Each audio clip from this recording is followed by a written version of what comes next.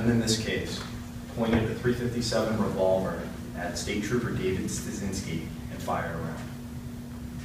The spent round that came from that revolver was then recovered in the investigation within feet of where Trooper Stasinski had been standing when the defendant fired the firearm at him.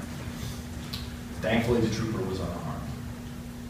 Just after the defendant fired the round, he was tackled and apprehended by Officer Stasinski's partner, a police dog named Frankie. Frankie had been approximately within 5 feet of the defendant when the defendant fired the round at Trooper Stasinski.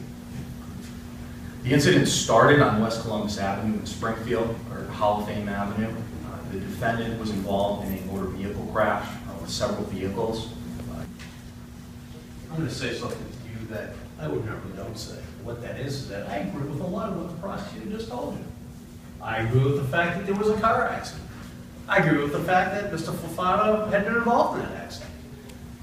I'm going to tell you that he did try to drive away from the scene.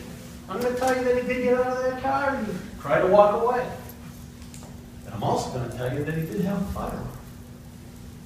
But that's where the agreement ends. Because what happened after he got out of that car, what happened with what he did with that gun, is the point of contention here. Now, you've heard the prosecutor say that he expects to prove that Mr. Fofanah deliberately aimed that gun at that state trooper and fired a round. I'm going to ask you to look at the circumstances of how that occurred.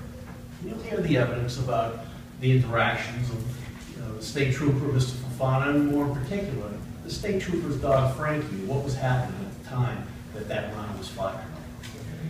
Now, the prosecutor